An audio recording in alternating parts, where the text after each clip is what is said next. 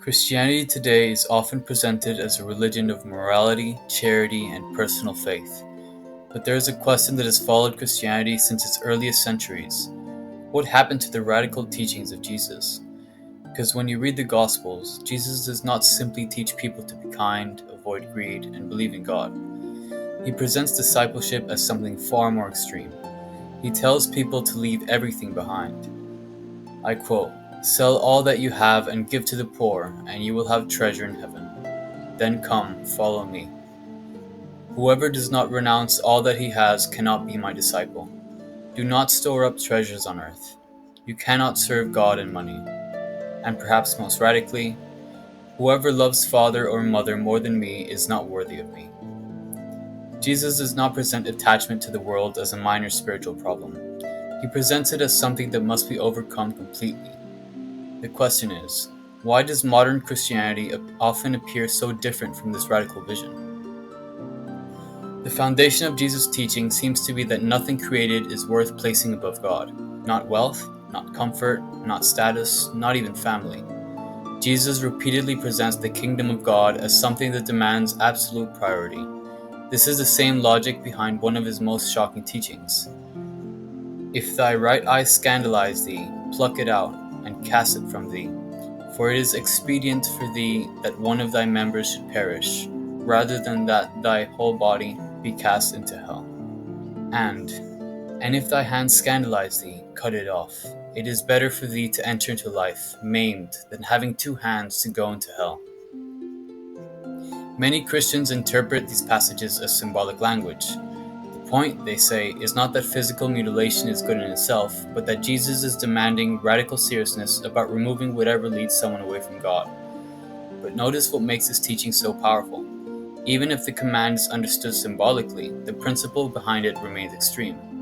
Jesus is saying that avoiding separation from God is worth sacrificing something as valuable as one's own body. The eye is not worthless, the hand is not worthless, the body is not worthless. The message is that God is worth more. And under a more literal reading, the logic becomes even more direct. If a part of your body is genuinely causing you to sin, then losing that part would be preferable to allowing it to separate you from God. The sacrifice is not made because the body is evil. It is made because union with God is the highest good. The same principle appears throughout Jesus' teachings. If something stands between you and God, remove it, whatever the cost. When I was a very committed traditional Catholic, at one point I considered harming my own eyes to prevent the things I saw from leading me into sin, which happened very, very often. My reasoning wasn't that my body was worthless. I knew that my body had incredible worth as a creation of God, but I also believed that God was worth more than anything created. If Jesus says that it is better to lose a member of your body than to lose your soul, then sacrificing a bodily function for the sake of avoiding sin does not appear, under that interpretation, to be a rejection of God's creation. It appears to be taking Jesus' hierarchy of values seriously.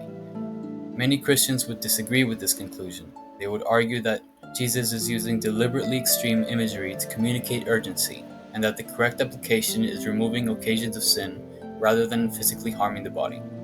But even then, the underlying message remains radical. Nothing created is more valuable than God. Not possessions, not desires, not comfort, and not even ourselves. And this same principle leads directly into Jesus' teachings about wealth. Jesus' teachings about money are some of his harshest. I quote, "How difficult it will be for those who have wealth to enter the kingdom of God. Woe to you who are rich, for you have received your consolation. Blessed are you who are poor, for yours is the kingdom of God." The issue Jesus identifies is not simply greed. It is that wealth creates a spiritual danger. A wealthy person can begin to believe they are secure without God. They can place their trust in possessions. They can become comfortable while ignoring suffering around them. So Jesus does something shocking.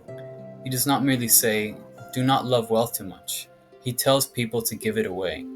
The rich young ruler that he speaks to does not receive advice about managing his attachment. He receives a command: sell everything, give it to the poor, follow me. But this creates a difficult question. If wealth is spiritually dangerous, why give wealth to others? If possessions can create attachment, why increase the number of people who possess them? Would the most consistent response not be complete renunciation? If wealth can distance people from God, why not remove wealth entirely? Why not encourage everyone to abandon possessions and live in complete dependence on God? This is the logic behind asceticism. Asceticism is a practice of voluntarily renouncing worldly goods and comforts in order to pursue God more completely. And this was not merely a modern criticism of Christianity. Christians themselves repeatedly reached this conclusion. The early Christian ascetics, especially the Desert Fathers, looked at the teachings of Jesus and concluded that worldly attachment was one of the greatest obstacles to union with God. They left behind wealth, comfort, and social status. They went into the wilderness not because creation was evil, but because they wanted nothing to compete with their devotion to God. Their question was, if Jesus says that nothing should come before God, why not remove as many obstacles as possible? This same spirit continued through Christian monasticism.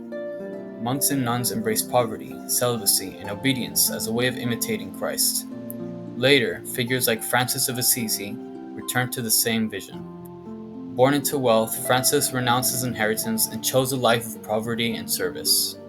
For these Christians, Jesus' words were not merely ideals, they were instructions. And this reveals something important. The radical reading of Jesus was not invented by critics of Christianity. The church itself repeatedly produced people who believed Jesus meant exactly what he said. The Catholic Church has generally taken a different approach. It argues that material things are not evil, money is not evil, food is not evil, the body is not evil, creation itself is good. The problem is not possession, the problem is attachment. A person can own wealth and still love God above it. A person can possess things while recognizing that everything ultimately belongs to God. Catholics also argue that wealth can become a means of love. A person with resources can feed the hungry, support their family, employ others, and perform acts of charity. In this view, the solution is not to remove created goods, but to transform humanity's relationship with them. One example often raised is Joseph of Arimathea. The Gospel describes him as a rich man named Joseph, who also was himself a disciple of Jesus. Joseph provides the tomb where Jesus is buried. Many Christians see this as evidence that wealth itself cannot be sinful. His resources allowed him to perform an act of love and honor toward Christ. But another question remains. Does Joseph's wealth prove that Jesus approved of wealth? Or does it simply show that God can work through people who still possess worldly things?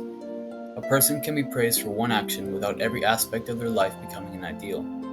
The Gospel emphasizes what Joseph does with his wealth. He uses it in service of Jesus. But Jesus' warnings about wealth remain. Woe to you who are rich. How difficult it will be for those who have wealth to enter the kingdom of God. Sell all that you have and give to the poor. So the tension remains. Is Joseph an example that wealth can be possessed rightly? Or is he an example of someone using wealth for God while existing within a condition Jesus repeatedly warns is spiritually dangerous? And now, why isn't everyone called to radical poverty? This is where the biggest question appears. The New Testament explicitly discusses different callings regarding celibacy. Jesus says, "For there are eunuchs who were born so from their mother's womb, and there are eunuchs who were made so by men, and there are eunuchs who have made themselves eunuchs for the kingdom of heaven. He that can take, let him take it." Many Christians interpret this as showing that celibacy is a special vocation. But where is the equivalent passage about wealth? Where does Jesus say, some should renounce all possessions for the kingdom, while others should keep possessions but remain detached? That statement is not found in the same direct way. Instead, the distinction between ordinary Christian life and radical poverty is developed through theological interpretation. The Church argues that some are called to the evangelical counsel of poverty, while others are called to live ordinary lives with attachment. But critics argue that this changes the emphasis. Jesus says, "Give everything away," and the Church says, "Do not be attached to what you have." Those are not identical statements. One of the common responses to radical Christian asceticism is that society requires people to have families, work, responsibilities, and resources. But this raises another question. Does living an ascetic life actually prevent someone from fulfilling those responsibilities? Asceticism does not necessarily mean abandoning society, refusing to work, or rejecting love for other people. Throughout Christian history, many ascetics continued to serve others in profound ways. They cared for the sick, they fed the poor, they taught, they worked, they built communities, they sacrificed their own comfort in order to serve others. Even a person living with very little can still practice charity. In fact, one could argue that a person who owns less may have even greater freedom to give, because they are less concerned with protecting their own possessions. The same applies to family.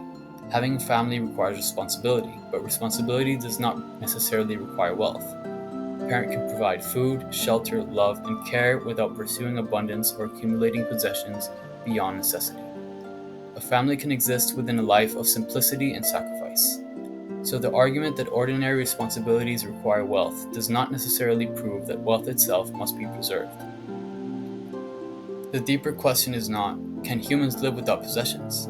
Clearly, many Christians have done so. The deeper question is, how much should we possess when Jesus repeatedly warns about the spiritual danger of possessing? The aesthetic answer is, the less we own, the fewer things compete with God. The less we depend on worldly security, the more completely we depend on Him. And the Catholic answer is, created things are not enemies of God. They can be used for love, service, and responsibility when they are properly ordered. And this is a central disagreement. Is the highest form of Christian life found in removing as many attachments as possible? Or is it found in possessing created things while remaining detached from them? Jesus' teachings on wealth are difficult precisely because both possibilities have existed throughout Christian history. When Christianity began, it was a small movement of disciples following a teacher who told them to leave things behind. But eventually, Christianity became the foundation of entire civilizations. It had to answer questions that a wandering community of disciples did not face in the same way. How do you support families? How do you maintain economies? How do you govern nations? How do you build institutions? A civilization cannot function exactly like a group of people who sell everything and abandon ordinary life. So Christianity developed ways of integrating Jesus' radical teachings into ordinary society. The question is whether this was a faithful development of Jesus' message, or whether a revolutionary call to renunciation was gradually adapted into something more compatible with human society. Because perhaps the most uncomfortable question is not whether Jesus taught radical things. He clearly did. The question is whether we have become so accustomed to Christianity as a normal part of society that we no longer recognize how strange and demanding the original message was. Maybe the forgotten teaching of Jesus is not that we should become better people. Maybe it is that He was asking us to give up everything that prevents us from becoming His followers.